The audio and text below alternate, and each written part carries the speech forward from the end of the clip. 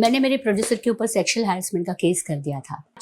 आज इसके थ्रू बोल रही हूँ, वो झूठ था। अगर आप इनको नहीं जानते तो इनका नाम है शिल्पा शिंदे। 2015 में एक शो आया था भाभी जी घर पर हैं करके। इस शो में ये लीड रोल में थी। फिर 2016 में खबर आती है कि मेकर्स के साथ डिसएग्रीमेंट्स की वजह से शिल्पा शिंदे ने शो छोड़ दिया है। फिर 2017 में एक खबर आती है जहाँ पर शिल्पा शिंदे ने इस शो के प्रोड्यूसर संजय कोहली के ऊपर सेक्सुअल हैरासमेंट का केस फाइल कर दिया। फिर 2018 में जाकर ये लोग आउट ऑफ कोर्ट सेटलमेंट कर लेते हैं। अब शिल्पा शिंदे 10 साल के बाद आकर कहती है कि वो सेक्सुअल हैरासमेंट का केस जो था वो झूठा था। वो मैंने इसलिए किया था क्योंकि प्रोड्यूसर मुझे मेरा पेमेंट नहीं कर रहा था और मेरे पास कोई रास्ता नहीं बचा था। और जब उन्होंने मेरा पेमेंट कर दिया तो मैंने वो केस वापस ले लिया, आउट ऑफ कोर्ट सेटलमेंट कर लिया। अब देखो, मुझे इसके बारे में ज्यादा कुछ ज्ञान नहीं है, तो मैंने ChatGPT से पूछा कि अगर प्रोड्यूसर पेमेंट नहीं कर रहा है तो उसके क्या क्या कारण हो सकते हैं। ChatGPT ने बताया कि कैश फ्लो का प्रॉब्लम हो सकता है, एडमिनिस्ट्रेटिव इशू हो सकता है, बजट ओवररन हो सकता है और भी कई सारे कारण इसने मुझे बताए। अब देखो, कारण जो भी है, शिल्पा शिंदे को रिप्लेस करने के बाद शुभांगी ने भाभी जी का कैरेक्टर प्ले किया था तकरीबन 9 साल। उन्होंने मीडिया में कोई ऐसा स्टेटमेंट नहीं दिया कि उनको पेमेंट नहीं मिल रही है वगैरह वगैरह। अब तुम सोचो, पेमेंट के लिए इन्होंने इतना बड़ा एलिगेशन लगाया एक प्रोड्यूसर के ऊपर जो बाल बच्चे वाला है, जिसकी खुद की बेटी है। सोचो कितना ट्रॉमेटिक होगा। वो बेटी अगर स्कूल जाती हुई तो स्कूल में उसको ह्यूमिलेट किया जाता होगा कि तुम्हारे पापा तो देखो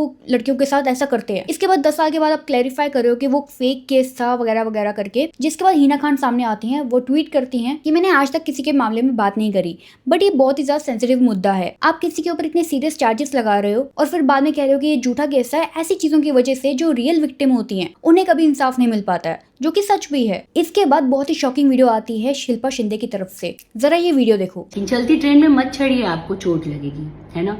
आप पब्लिसिटी गेन करने के लिए आप लोगों के पास अपनी बीमारियां हैं। बीमारियों से इनका मतलब है जो हिना खान को कैंसर डायग्नोस हुआ है और जिसका इलाज अभी तक चल रहा है, वो यहाँ पर इसके बारे में बात कर रही हैं। कितना शेमफुल है यार। घर के लोगों की जो डेथ हुई है वो लोग हैं। डेथ से ये बात कर रही हैं कि कुछ साल पहले ही हिना खान के पिता की भी मृत्यु हो चुकी थी। इन चीजों को यहाँ पर घसीटा जा रहा है। जिसके बाद हिना खान ने भी रिस्पॉन्स दिया। उन्होंने कहा कि जितने भी क्रिमिनल्स हैं उनको जेल के बाहर ले आओ, क्योंकि उन्होंने कन्फेस कर लिया है अपना क्राइम। तो सही बात है। अब देखो, मुझे यहाँ पर लगता है कि शिल्पा शिंदे की कोई गलती नहीं है। गलती हमारे जुडिशियल सिस्टम की है, जहाँ पर कोई भी अगर कोई फेक केस करता है तो उसके ऊपर रत्ती भर का भी एक्शन नहीं लिया जाएगा। तो जब ऐसी सिचुएशन होगी तो लोग मिसयूज तो करेंगे ही ना। बहुत जरूरी है कि हमारे जुडिशियल सिस्टम पे चेंजेस लाए जाए और कोई भी अगर फेक केस करता है तो उसको प्रॉपर रिपरकशन फेस करने पड़े। अदरवाइज ऐसी चीजें तो होती रहेंगी। आपका इसके ऊपर क्या कहना है, कमेंट में जरूर बताइएगा।